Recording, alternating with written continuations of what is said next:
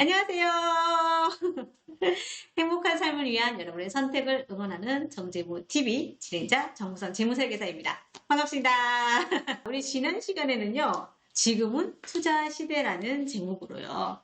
현재 우리 시장 상황과 그리고 그에 따른 성공적으로 투자하는 방법에 대해서 그리고 투자 마인드에 대해서 안내해 드렸는데요. 그리고 특히나 저가 관리하고 있는 랩 어카운트 어떻게 관리하고 있고 그리고 향후 어떻게 할 것이라는 부분에 대해서 안내해 드렸습니다. 오늘은 부자가 되려면 어떤 지식이 필요할까요? 우리가 제일 먼저 알아야 할 사항은 자신의 재무적인 상태와 자금 흐름이 아닐까 합니다. 한 개인 혹은 가정도 자그마한 재무적인 경영을 해야 하기 때문에 꼭 알아야 합니다.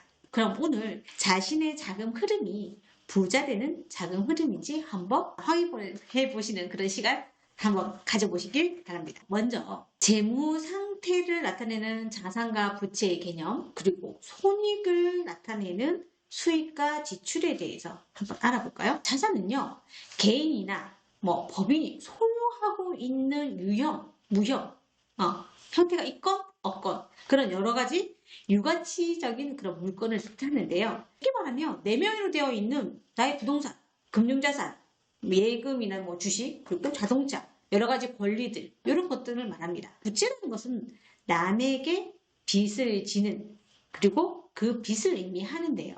예를 들어서 집이 있잖아요. 집을 사기 위해서 은행에 대출을 냈어요. 그 대출받은 자금은 뭐가 된다? 부채가 되는 거죠. 진짜 내 것을 의미하는 재산은요. 총 자산에서 총 부채를 뺀 자금을 순자산이라고 하는데요. 이 자금이 나의 실질적인 재산입니다. 그리고 손익 상태를 나타내는 수입과 지출은 수입은 직장인 같은 경우는 뭐다? 급여가 해당되겠죠.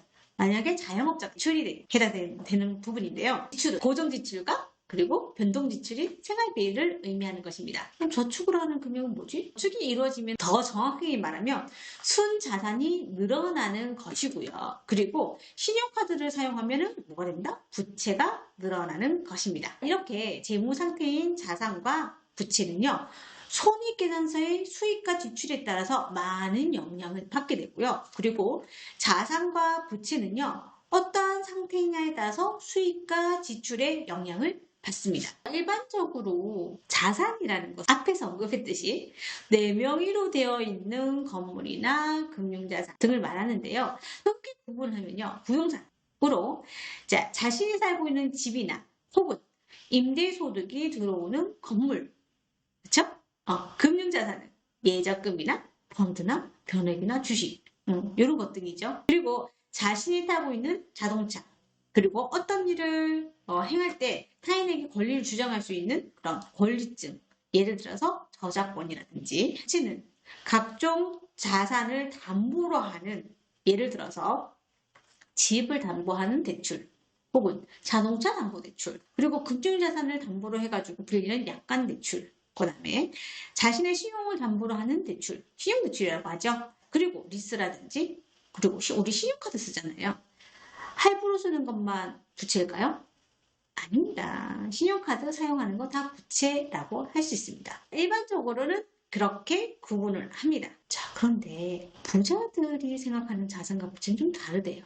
재무제표상에 수익을 창출해낼 수 있는 자산만이 자산이래요. 그리고 보유하는 데 있어서요. 비용이 발생하는 자산은요. 자산이 아니고 부채라고 합니다.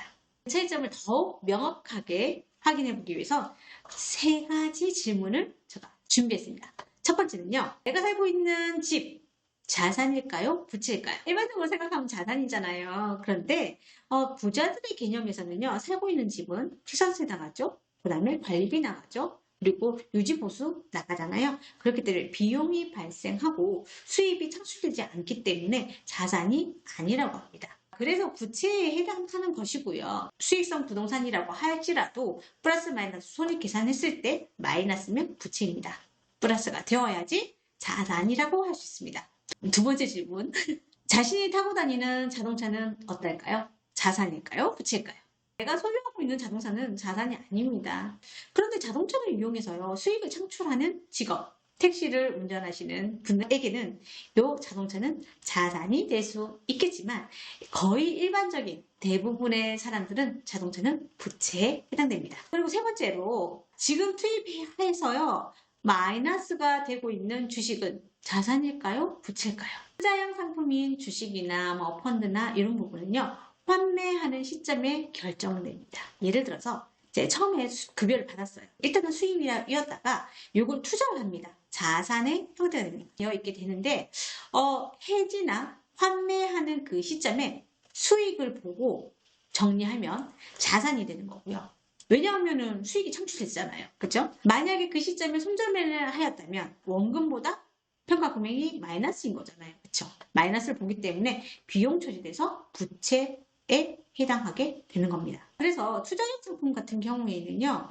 자산을 늘릴 때 여유 자금으로 손해보지 않고 묵묵하게 투자를 할 수 있는 환경을 만들어야 하는 이유가 여기에 있습니다. 부자 되는 자금 흐름을 만들어야 된다고 말씀드렸잖아요. 첫 번째는요. 수입에서 바로 비용, 지출로 흘러가거나 혹은 부채로 가서 비용으로 지출로 흘러가는 구조를 조금씩 줄여나가셔야 합니다. 일반적인 언어로 딱 바꿨을 때 지출 줄이고요.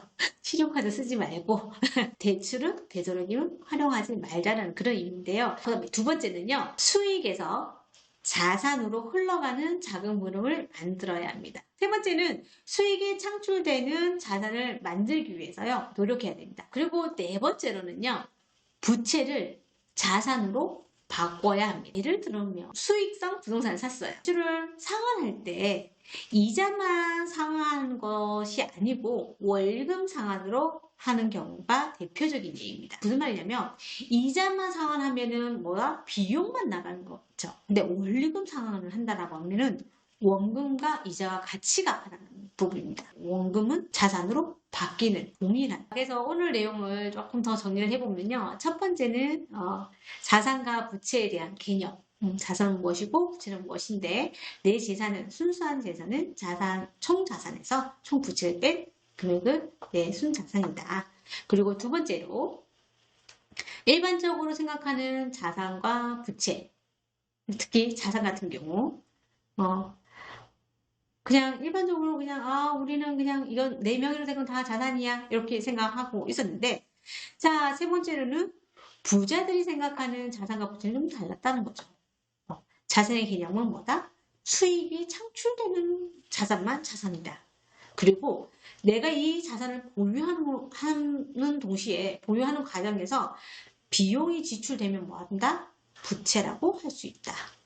그래서 그렇게 구분을 했다. 그래서 부자 되는 자금 흐름에서는 첫 번째는 뭐다?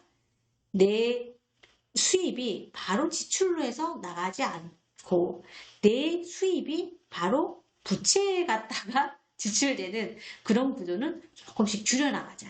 그리고 두 번째로는 내 수입이 자산으로 가는 그런 구조를 만들자. 그리고 세 번째가 중요하겠잖아요. 그리고 자산이 뭐한다? 수입을 창출할 수 있도록 구조를 만들자. 그 만드는 과정은 여러 가지가 있을 거예요. 그거에 대해서는 4월 마지막 주차 때 제가 안내해드릴 거고요. 그리고 네 번째는 부채를 자산으로 바꾸는 방법으로 습관을 들이자. 그런 부분에 대해서 안내해 드렸습니다. 당신한테 맞는 부자 되는 자금 흐름 만들어 오세요. 지금부터 조금씩 바꾸면요. 5년 뒤, 10년 뒤에는 경제적으로 조금씩 자유로워지지 않을까요? 다음 이 시간에는요. 부자 되기 프로젝트 그런 일환으로요. 부자들만의 투자 방법인 비상장 주식 투자에 대해서 안내해 드리려고 해요. 순자산을 점점 늘려가는 행복한 부자가 더 빨리 될 수 있도록 하는 방법인데요. 구독과 좋아요 그리고 공유는 우리의 행복함을 전파하는 일입니다. 자, 세상에서 모두 행복해지는 그 순간까지 정재훈TV는 계속됩니다. 바이바이.